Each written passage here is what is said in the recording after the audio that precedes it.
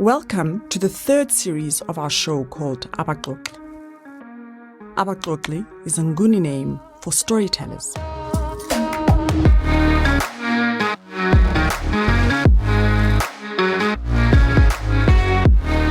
Our show aims to share and unlock local, intercontinental, and intergenerational stories of women, illuminating women that are shaping and creating legacies, profiling African women as thought leaders and change makers. My name is Lebu Biko. I am joined by my partner, Rehema Isa, and together we're the founders of Womenomics Africa. Womenomics is a non-profit organization that exists to accelerate women's participation in what we believe are key economies, not just locally, but across the continent. In this third series, titled Mastering Change, we are so excited to be partnering with BrightRock, the first ever needs-matched life insurance that changes as your life changes.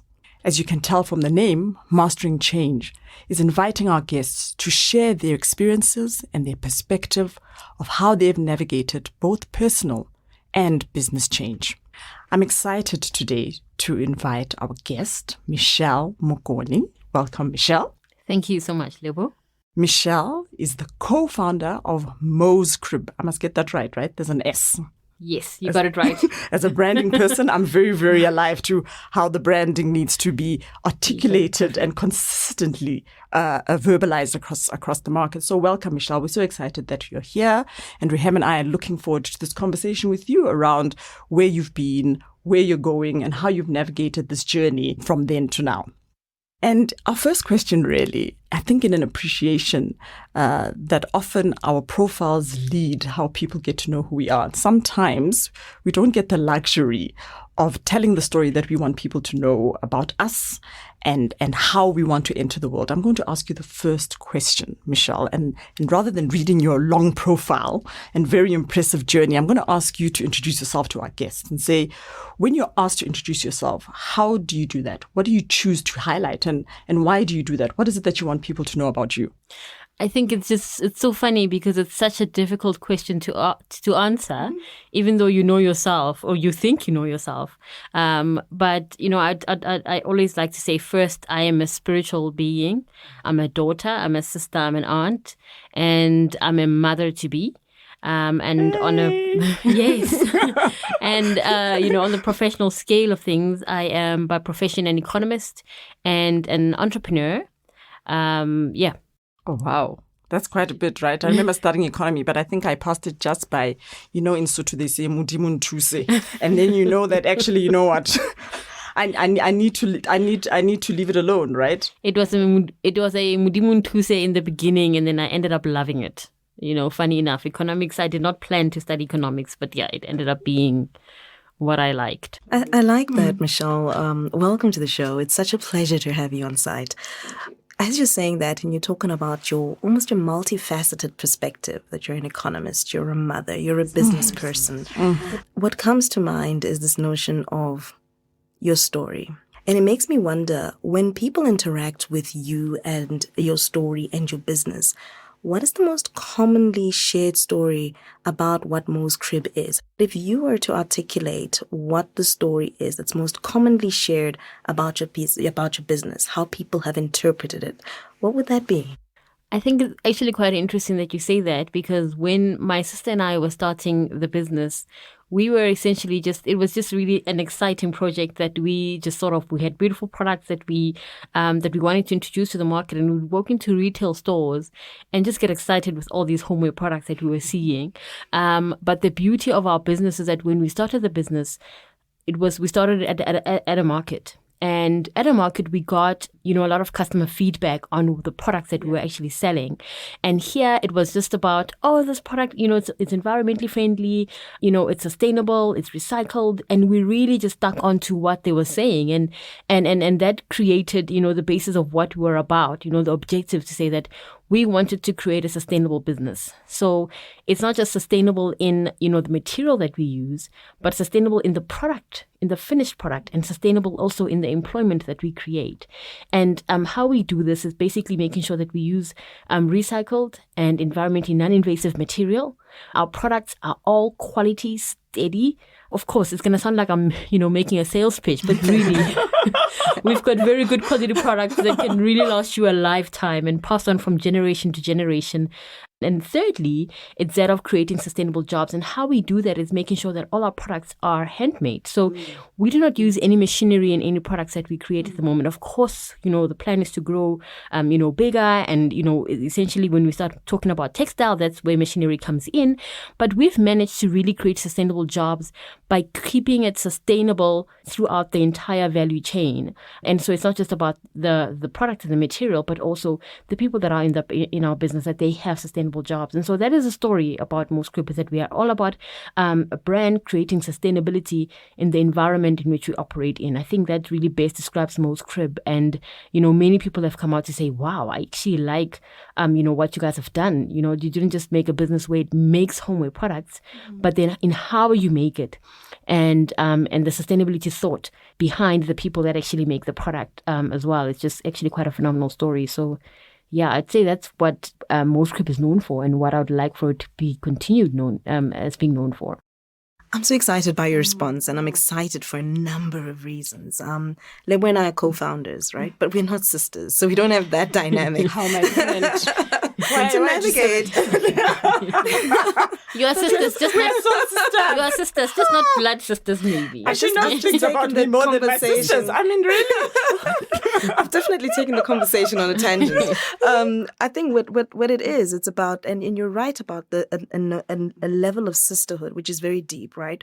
So you've got that connection where you've got a family context to your story. So when I'm asking about what is the most frequently told story about you and your business, these are thrilling for me for a number of reasons. One, the element of family, of being part of your business.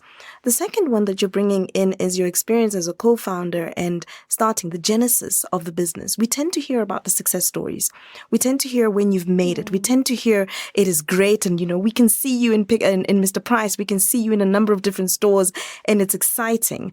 But to talk to us about how it began, and it began with an idea, and the idea was bigger than the product. The ability to sit back and use markets as an opportunity to get feedback on what people were responding to. We can absolutely resonate. I told you she's expressive. Yes. We can absolutely relate to that context of the story. But you're bringing in something also fundamental that I think that we don't get to hear much of, which is what's an African woman's context or interpretation of sustainability.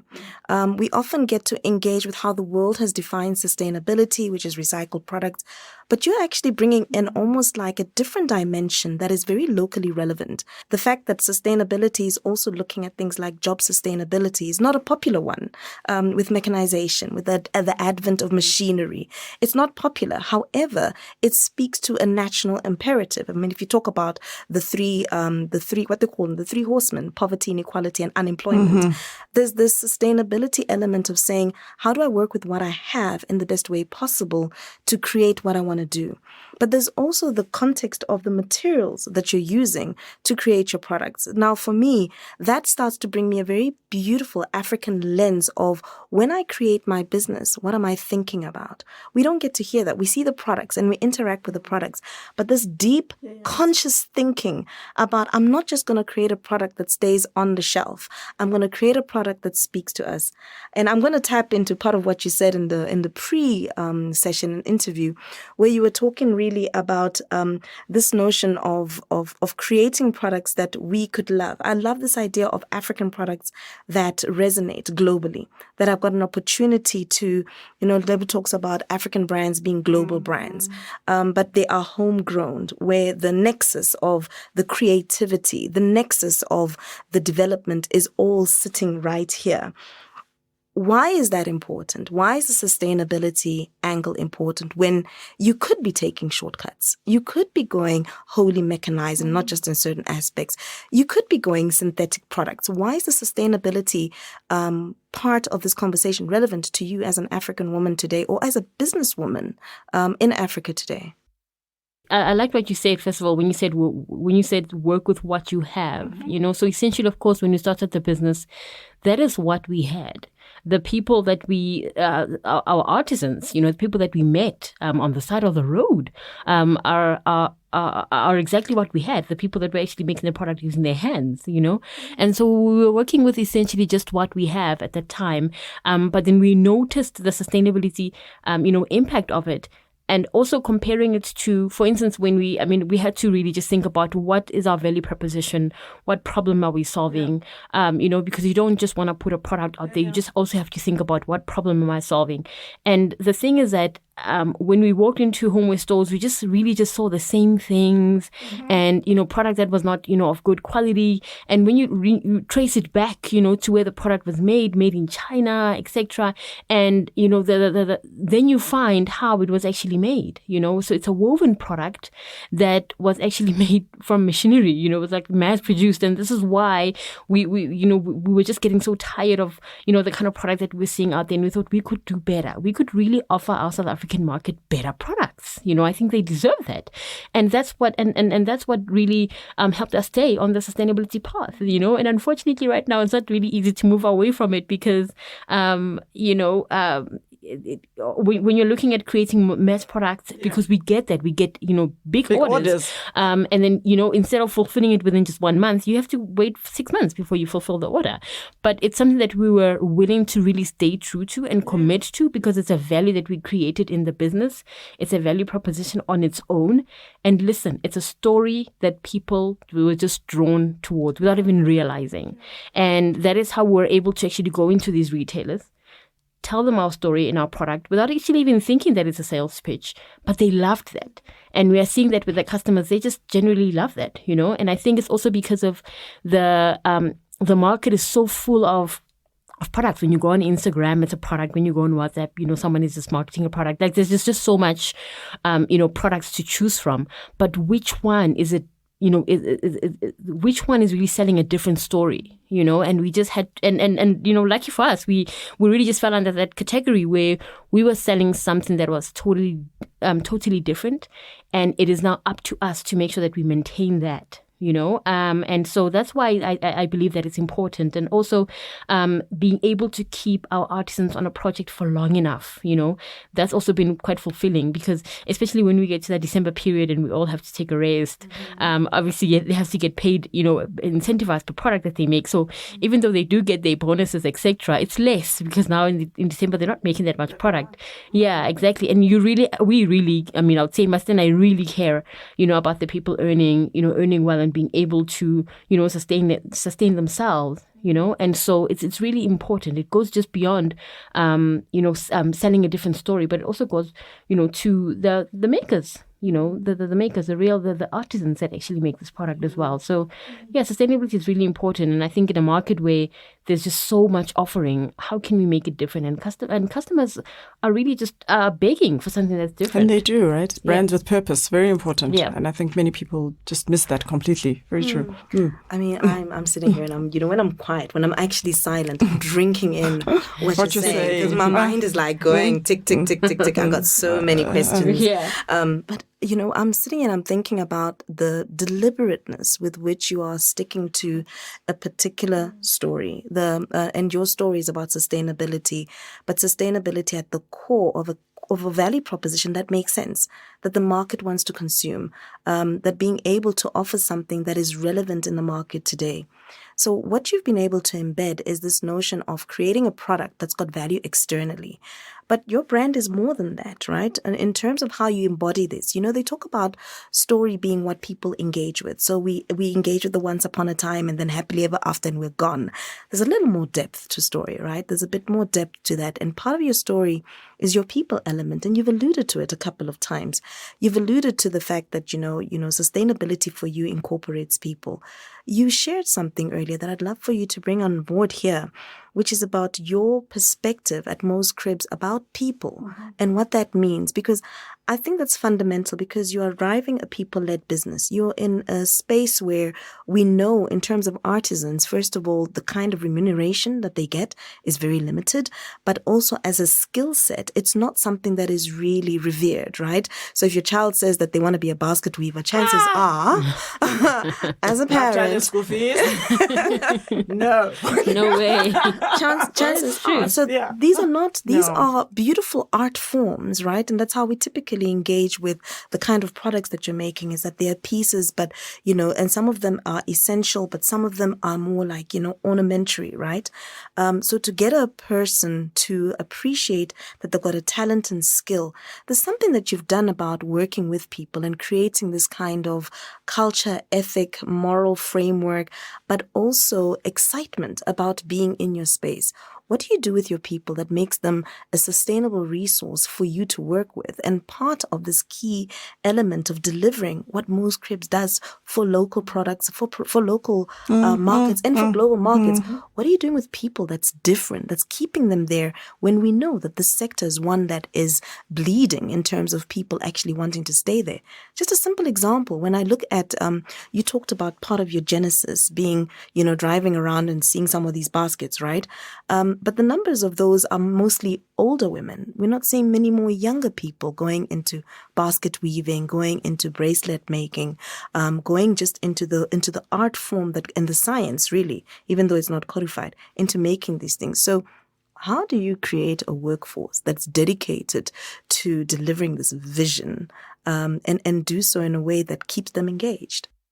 My sister and I, although we've always been very entrepreneurial, we were fortunate to work in the, in the corporate environment, and we had our own idea of what we would love, our work environment to be like, and so we're very fortunate to be able to have an opportunity to design that for ourselves, for our business, to say how we wanted it to be. My sister comes from an HR background, and it was really just one thing that we talked about, to say we wanted to create an employee wellness within our company. And at the time that we started this, we did not even know the cost it would be, but we, it's all about intention at the end of the day. And if you are really intentional about it, then you will stick to it. And you find a plan, right? And you find a plan, And so our intention was to really just, put people over profits. And so what we do, we've got a wellness initiative in our company where our employees, so we've got, at various sites, we've got our fulfillment center. And that is where all the quality check happens, the packaging and the dispatch. And we've also got the production, houses where various types of products are manufactured. And so in our fulfillment center, our employees actually get daily meals every single day. They get a transport subsidy up to 50%. Their transport subsidy. They've got a health benefit, and that means that whenever they're not feeling well or they're sick, they can actually see a professional nurse who we have in our company. Obviously she's external, but then they are able to then go there, and then they get subsidized, for whatever, cost it was, for them. We also have financial literacy, where we, teach them how to stretch their rand, basically. And just recently we've introduced a library, in our company. And I remember just, a few weeks after that, one of our employees came to us and said, she did not even imagine that she would actually even read a book and finish it. And she managed to read a book and finish it. And she just felt so proud of herself. And she wanted to thank us for the library that we've introduced. And, with our production side, the people get free lodging. So they get free lodging, and also they also get the health benefit as well, of a monthly health benefit. And so this is what we've seen, that even if I'm here right now talking to you guys, the company is running, and it's running really perfectly, and we've really seen the results. I mean, we supply not just to South Africa but internationally as well, and all the time we supply. I mean, suppliers get scored, and our scorecard is always 100%. We never have any returns. In the whole 3 years that we've been doing our business, working with quality stores like your Woolworths, your Mr. Price, etc., even international, we've never had any chargebacks because of we've sent, an incorrect product or a product that did not represent the quality that they wanted. And we see the dedication that our team members have, and we constantly communicate with them. Another thing that I didn't mention, actually, we also have a Wellness Friday. And this is for Fridays when we are less busy. The first Friday after payday, we actually let them go, or like they don't come to work, and we explain to them that this Wellness Friday is for you. Don't think about work. Don't just take time off and just just be Well, it's for them. If they want to pooza, it's fine. They can pooza. Whatever makes you happy.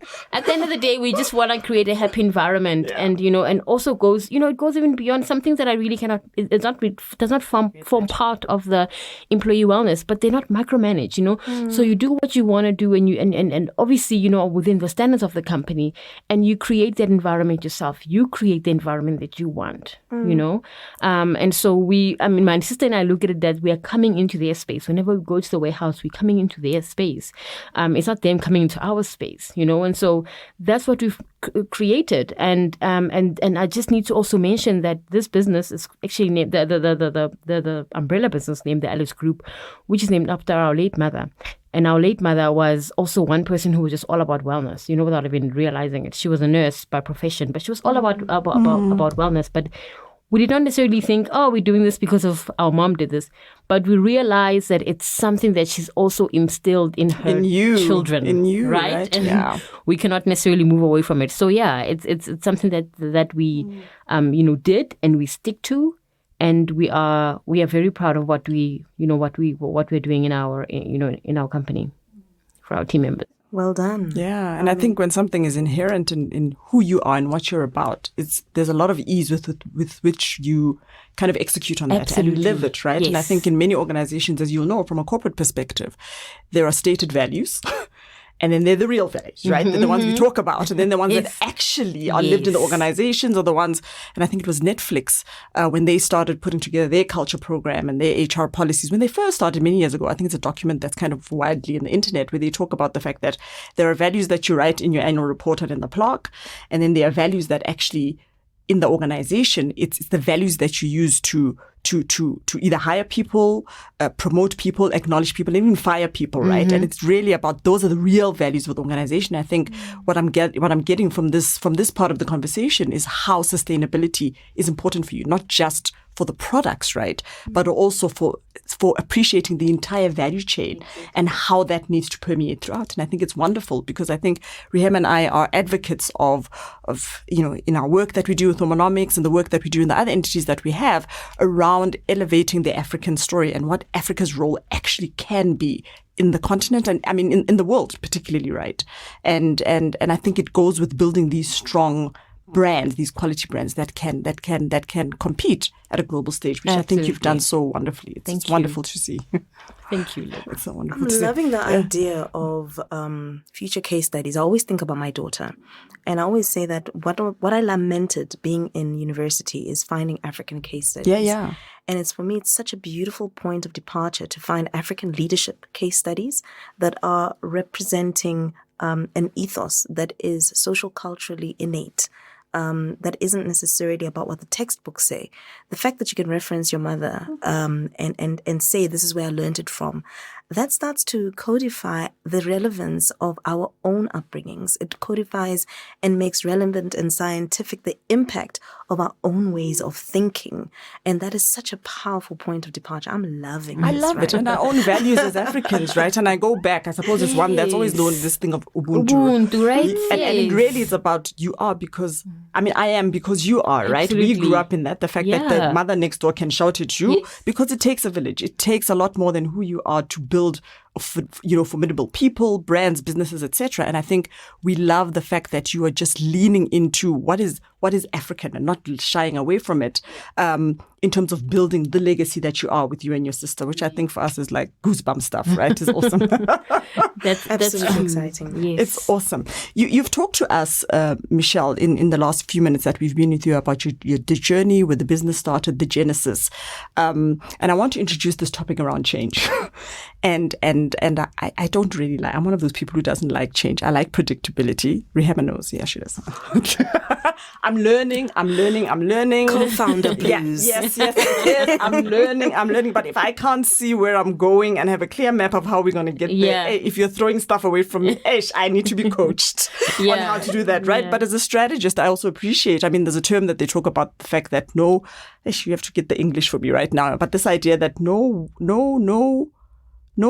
war strategy, I think, survives the first strike or the first battle. But this idea that you can plan as much as you really want to, but actually by the time you put it to action, it's really, really something very different, and you have to adapt. I think somebody said adapt or die. I think it was Peter that case. Oh, guys, I'm being very non-PC. But this idea that if you don't adapt, you change. In the last 2 years, almost 3 years, guys, I can't believe we're in this environment of this COVID for almost 3 years. Incredible. But I also can't believe it. If anything, it has taught us that if you're not able to move around with the ebbs and flows of change, if you're not able to adapt, you're dead. You're dead in the water. We've seen big companies that we never thought would fall go off, and we've seen organizations that were one thing and now have become something else in an attempt to kind of adapt so that they can survive. What in your space, what have been some of the major changes in your industry? I mean, you talk a lot about sustainability. You talk a lot around the kind of work that you're doing and the kind of brand that you're building and kind of putting out there. What have you seen? What are you seeing in terms of what's going through in terms of change? And they always say that is it the Chinese? It's the Japanese word for crisis, right? Which is on the one side there's danger, on the other side there's opportunity. Exactly. If anything, what are the opportunities that you've seen around that? And maybe just give us an example about how your organization has actually then kind of leaned into those opportunities and kind of exploited them. That is so true, Lebo. My sister always says that about, I think it's a Chinese, eh? Is it Chinese or Japanese? It's Japanese. Yes, exactly. and we use that around a lot during COVID times. But my sister and I, we believe in welcoming the unwelcome. Say that again? Welcoming the unwelcome. Okay. Yes, just leaning into change. You just have to. That sounds very spiritual. It is. It's very spiritual. It sounds a lot deeper than the simple words that you're putting in. Because immediately when you say welcoming the unwelcome, it for me it makes me pause, because unwelcome is unknown. It has a possibility of not being pleasant. Exactly. That is, you're asking me to go into spaces that are uncomfortable. And embrace them. And not resisting change. Because when you resist the present moment, you are creating suffering. And you're making it harder, ne? In your life. You're making it harder. I don't know if you guys have ever had dogs. Sometimes when we want to take my dog to go, get a wash, and we just have to pull it and it doesn't want to go, and it just looks like so stagnant, and you're just thinking it's not that bad, just move, just loosen up, just get in the bath, you're gonna like it after. But so we had to learn to welcome the unwelcome. And yes, it is very spiritual, because life is so challenging, and that also goes into business. So now imagine life is so challenging, and then now imagine if you now choosing to be an entrepreneur, you're making it even more tough for yourself, because business on its own is also really a big challenge.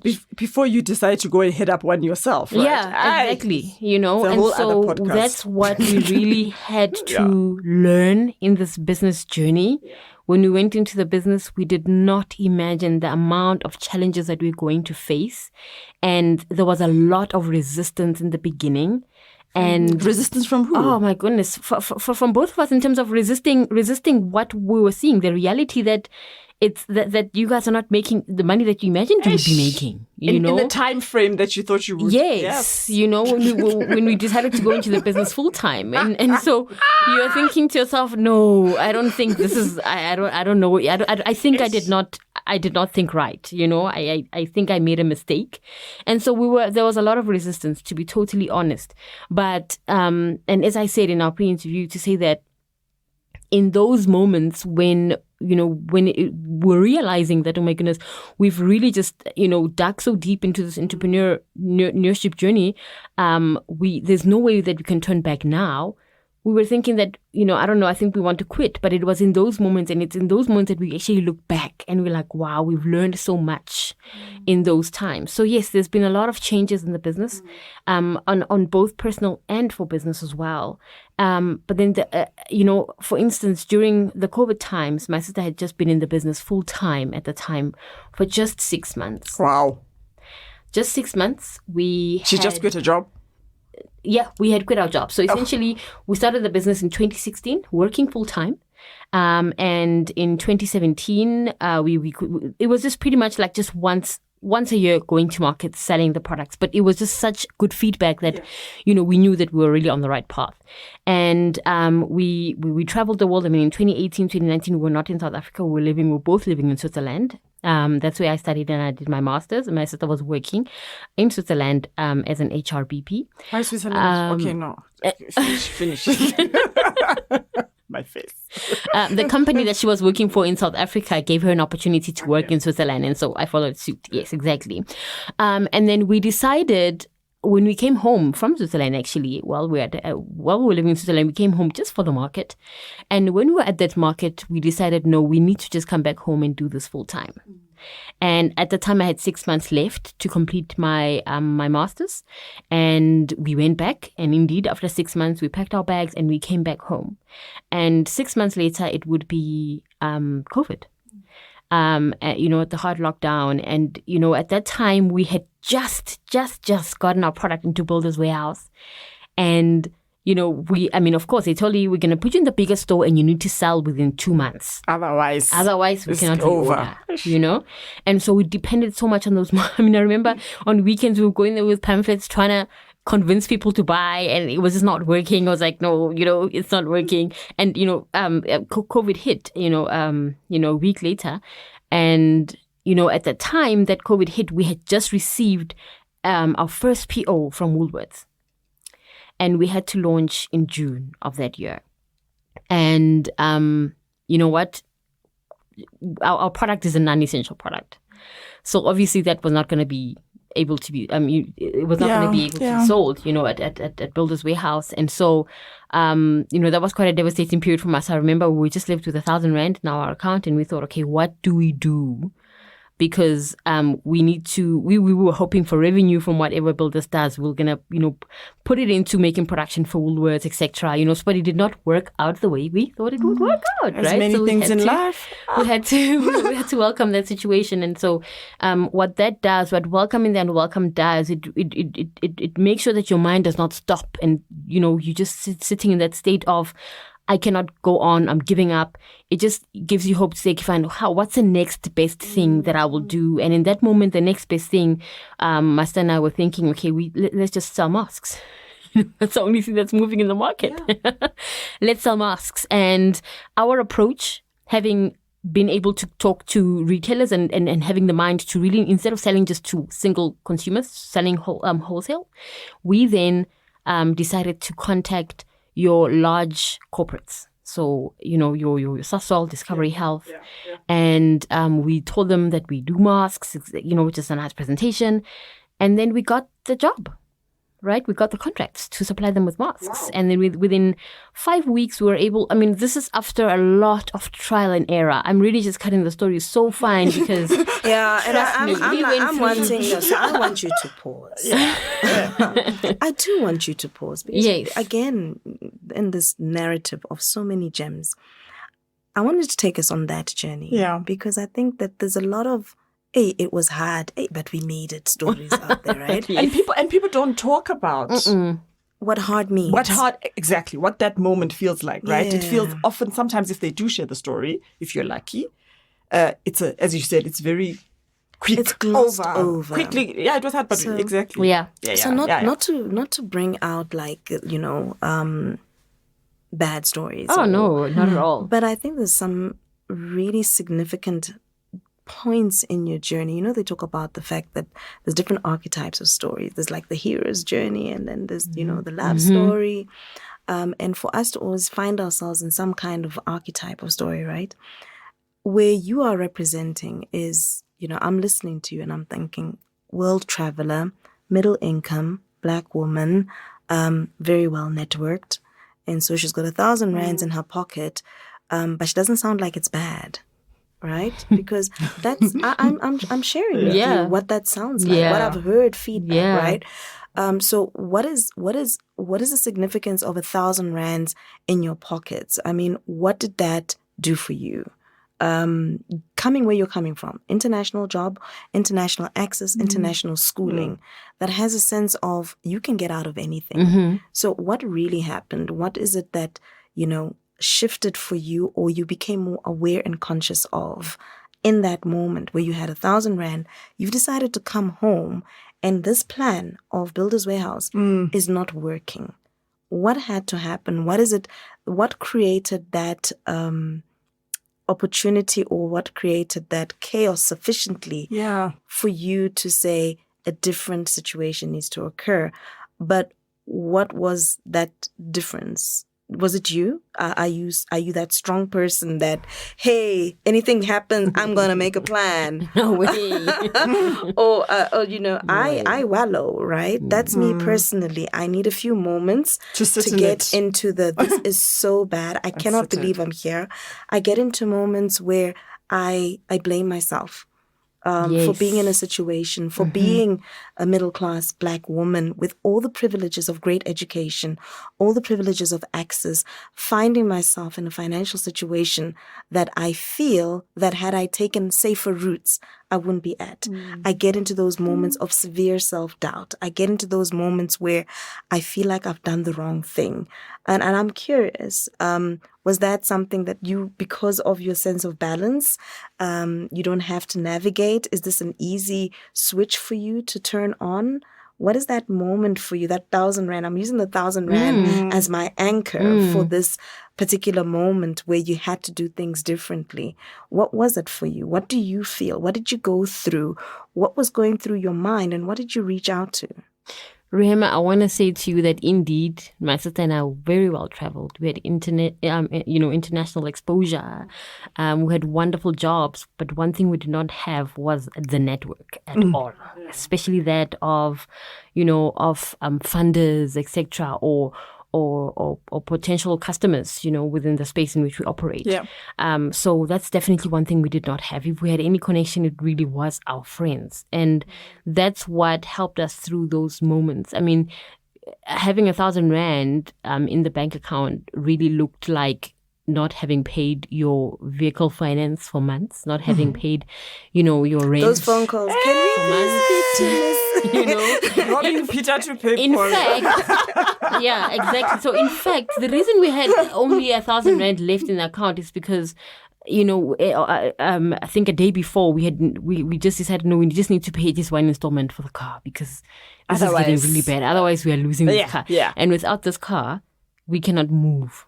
And we've been in a situation where we did not have a car. We had lent a car from a friend of ours, and we actually even have the video where I was recording my sister, and she was trying to start this car. We were actually having to drive to an interview, and the car would not start.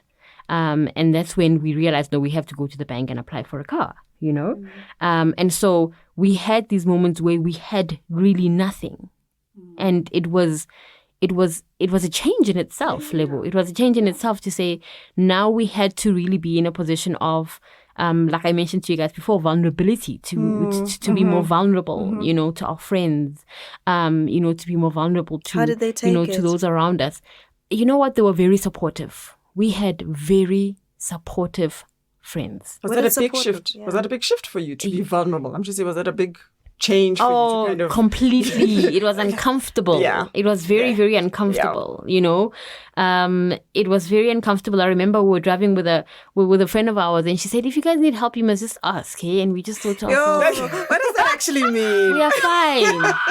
It's okay. And we thought we are fine. But she saw that these people are not fine, to then us having to really ask for help was us. We were living in an empty apartment, and our friends were then like, I'll give you a couch and I'll give you a table. And so that's the kind of help we needed. And you just realize that it's not that people don't want, it's that you don't ask, you know, just let people know what's up. You know, it's okay to be down and under, you know, especially if you are working towards something.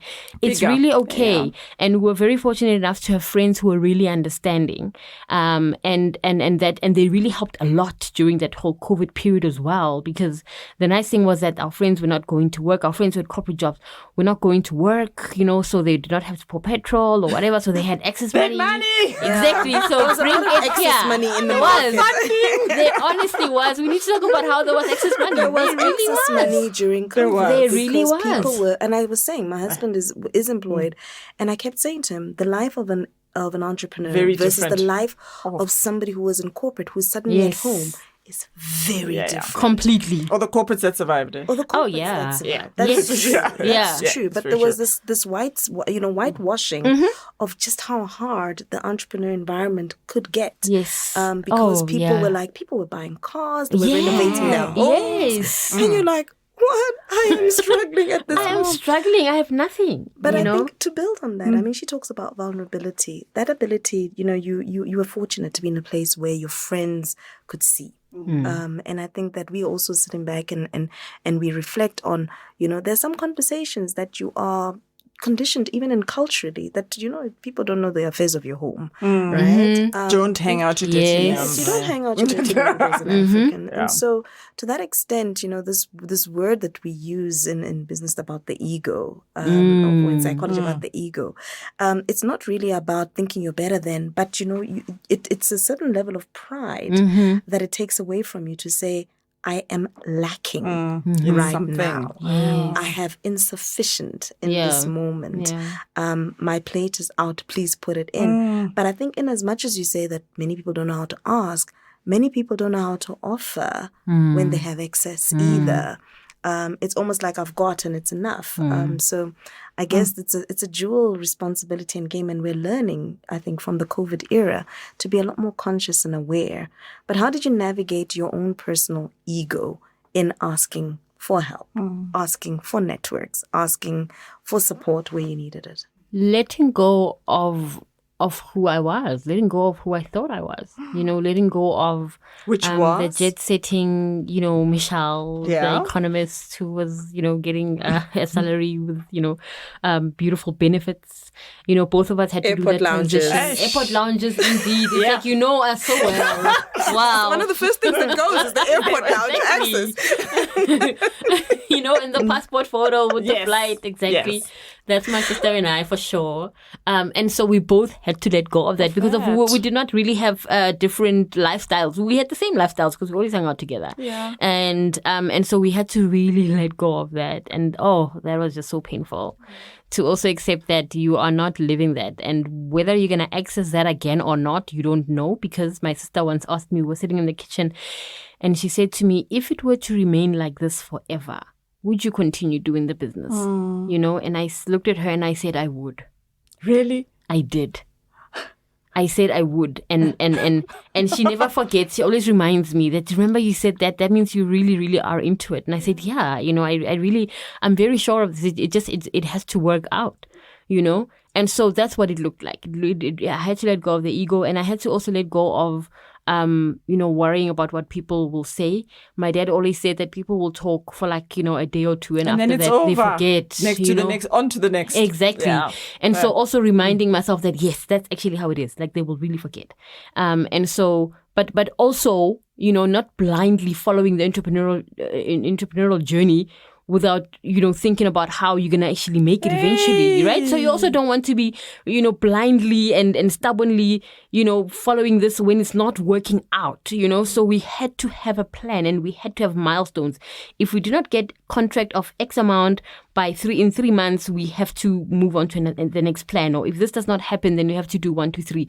And, you know, luckily we're able to meet those milestones. And when you do that, it gives you courage to be able to continue to go on. You know, for instance, as I said with the COVID story, that if these masks don't work out, we had to make money to be able to fulfill our Woolworths order. Indeed. Right? So as a business, we are sitting here with an expected revenue to come in around June, because that's when we're supposed to fulfill our Woolworths order, but it has to be moved back to September.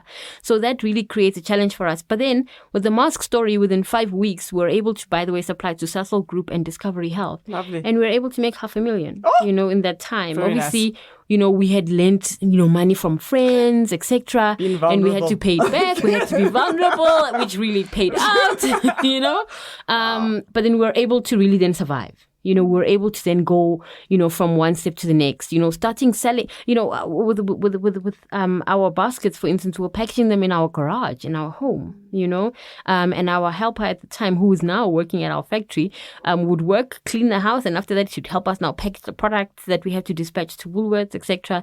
from our garage, and so we made it work. We really had to make it work, but it required that. It required change, vulnerability, welcome and then welcome, letting go of who you think you were or who you believe you were. Yes, exactly. And there's a lot of, perseverance that we've learned, through that journey. And it's just always something that there's just so many wonderful stories to tell about our business and what we've done. But it's those stories where it was really difficult and really hard that make us see that, wow, we were really committed. It's actually crazy, because I wonder if we were conscious about this commitment, that we had during that time, but it was there. So, yeah. I always ask the question when people say that, oh, you were so resilient. I'm like, in that moment, I'm not thinking this is resilience. Yes. You're thinking there's no other choice. Exactly. You're thinking I have to get out of this. That is so it's either true. I stay here or I go up, right? And that I is suppose so true. In hindsight, that's the definition and the illustration of resilience, right? Yeah, in that moment, you don't realize that you're being resilient. No. I like that. That's very true. Very, very true. Yeah. Very true. I think you've shared such wonderful, wonderful gems, Michelle. I think we could go on forever with this conversation completely. As you can tell, we can talk at infinite, is that the English word, around your journey, what you've gone through, how you've navigated some of the key moments in your life, what they've meant for you personally, what they've meant for your business. And I think one of the things that we're very, very clear about also is just to make sure that as we have these conversations, that we're able to give people that are listening to our show right now almost the things that they can hang on in terms of some of the tools that they use, right? So you've talked about what has been the personal metamorphosis for you and your sister. We should have had her in the room as well. Yes. And just also understood her perspective around stuff, right? And just to understand, we've talked about vulnerability and having to kind of go into that space and be spaces that you really, really don't want to be in. But if you can share like one tool that has been very useful to you as you've navigated change, as you continue to navigate change. I think the last 2 years have taught us that we can't change is a constant. We don't like it. We don't appreciate it. But if you're not planning for it continuously, you're going to find yourself in a very uncomfortable position. So what is one tool? What is one tool that we can share with our listeners that says, okay, this is something that I've used, I found it useful, that can help them as they navigate some of this change in their area? Yeah. I think it's that of being honest with yourself. I think honesty is really important, to saying, what do you believe you can handle? And being honest about your situation, to say that this is really dire. And, like I mentioned with that thing of milestones, to really set certain milestones, to say that I have to achieve X, Y, Z by such and such a time. And if I don't, I have to take a detour, because of what that will do. It will help you come up with ideas. One thing I use sometimes when it's really, really hard for me in the business or in my personal life is that I just, bite the elephant in bits. And by that, I'll just, maybe not even worry about it during the day, and I'll sleep. And in the morning, I'll say, what's the next best thing I need to do right now? And you will know what the best what the next best thing is that you need to do, and you get up and you do that. And then after that, what's the next best thing? And then you get up and that really just creates momentum of something that will just hold your situation strong, and you can actually break away from whatever it is that was challenging. And I would say another one would be I don't know, but it's really, like I said, that I'm very spiritual. So, yeah. but that one of actually, finding direction, and I think, of being still and trying to understand if this is what, you need to be doing, and in that, and to actually just sum it up, because we really deal with things differently, but I would say have courage. Actually, let me just put it like that. Have courage. Have courage, because even though people are spiritual, but then there's different ways in which we practice our spirituality. But I would say that have courage, and this can resonate with anybody. But when you have courage, you are able to, a quick example, my sister and I, we were doing a market and we did not have money for plants because we sell part of our product is to sell planters. Yeah. And we did not have money for plants. And plants go for anything from 500 to 1,000 rand. Plants are very expensive. And we want big, fixed plants, etc. And we could not get these plants. And we had to think about, okay, what can we do? We called the botanical gardens in Pretoria and we asked them for plants. And that for me is courage to be able to say, hi, can you please have 1, 2, 3? We'll bring it back, And they gave us those plants and they said, you can keep the plants, and we were able to use them. We actually still have them in our homes, to this day. Wow. So we had to work with what we had. So having courage is that, working with what you have. What do you have in that moment? Work with it and have the courage to ask. Have the courage to go and knock and say, hi, Lebo, I'm selling 1, 2, 3. I'm just wondering if you'd be interested in this, And if she says, no, it's fine, then that you are closer to your next yes, Indeed. And so that's just, I would say that those are the two things that kept us going. And I speak for my sister and I because we share a lot. If she was here, I would be saying maybe different things, but similar stories because we really share a lot about our journey and even in our spiritual journey of really trying to understand that thing about vulnerability, letting go of the ego, etc. It's an exercise that we did together, and so I would say that those are the two things that can actually help someone get out of a slump. I have 2 last questions. The first question is, what are you reading right now? Just have a sense, because you said you have this sense of you of connecting to a bit more than that which is around you. It sounds like you pick up stuff from other places. Yeah. So what are you reading? What's inspiring you right now? Currently, I'm reading Loving Bravely by Dr. Alexandra Solomon. She's a psychologist, and she talks about loving bravely, so basically loving without, I would not say loving without condition because that's just pushing it from a human perspective sometimes, but basically loving freely. So defining your own way of loving somebody. I would say that that's what I'm reading currently right now. I've read so many other things that have really contributed to the knowledge that I would say I have and how I'm able to really just, move through life. One of my best books was Daring Greatly by Brené Brown.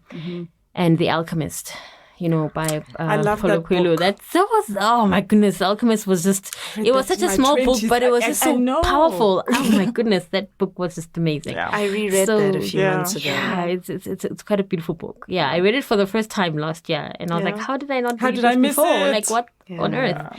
Yes, but essentially that's what I'm reading currently.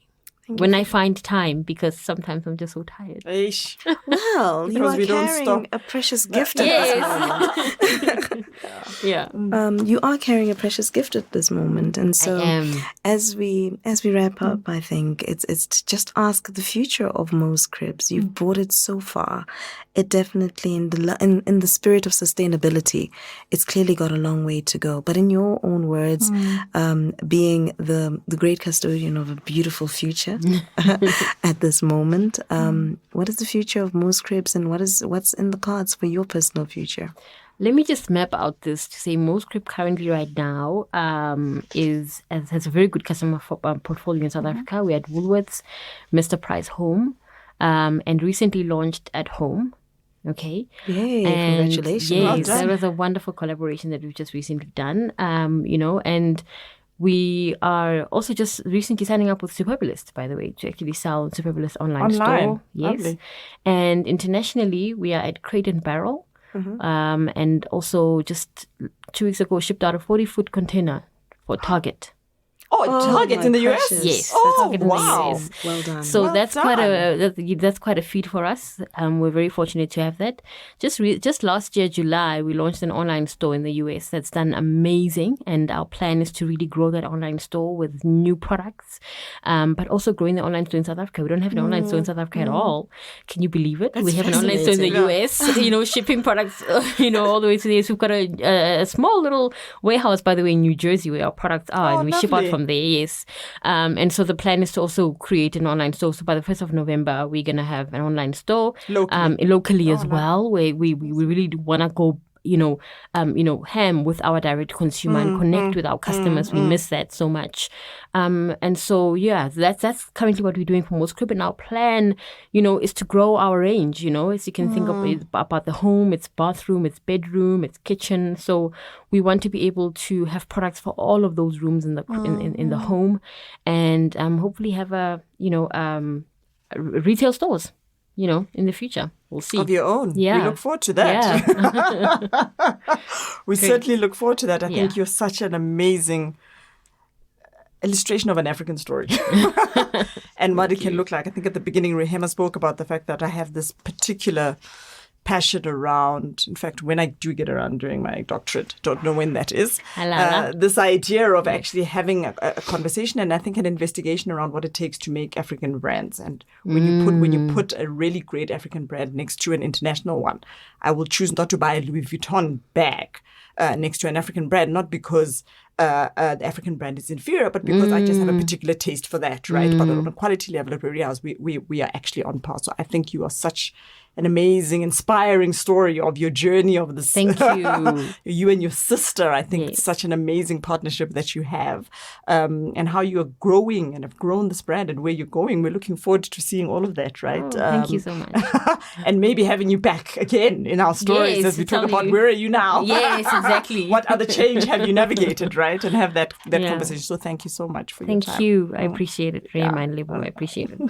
Oh, I thoroughly enjoyed this. We're definitely going to have you back for some form of conversation or to have some advice on which of your products I should have in my home. Yes. So I think that everybody, every African, every South African should have one Mo's of Crib. Mo's Crib products in their home. Indeed. It just makes sense. Ladies and gentlemen, that is it from us and Michelle Mokone from Mo's Cribs. This was brought to you by Abaxoxi, the Storytellers, a Womanomics Africa podcast brought to you by BrightRock, the first ever needs-matched life insurance that changes as your life changes. Visit www.changeexchange.co.za to learn more about the science of change and how you can navigate change in your life.